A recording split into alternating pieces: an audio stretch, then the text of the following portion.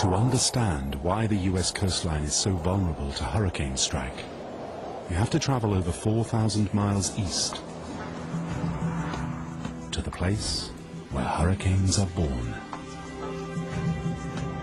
Most hurricanes in the Atlantic begin as very small atmospheric disturbances in the jet stream that flows from east to west over sub-Saharan Africa.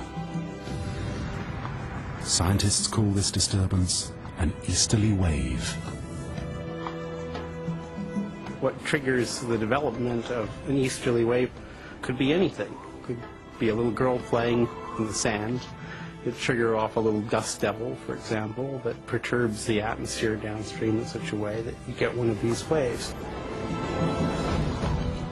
The easterly wave creates a system of turbulent eddies, which go on to develop into a cluster of thunderstorms.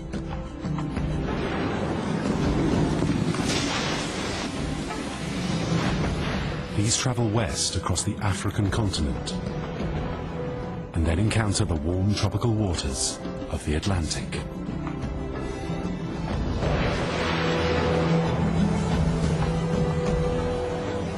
One begins to see on satellite pictures is these thunderstorms appear to become better organized and begin to rotate around each other.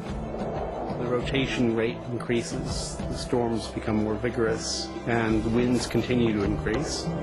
The storm rapidly gathers strength and develops into a hurricane, feeding off the warm, moist air coming from the ocean. The heat is coming out of the ocean. The hurricane heat engine converts that heat energy into the mechanical energy of the winds. And that's what's powering the storm. When the winds reach typically around 70 miles per hour, the storm may develop an eye, surrounded by an eye wall, which is a region of very intense heat and the strongest winds. And you're off and running.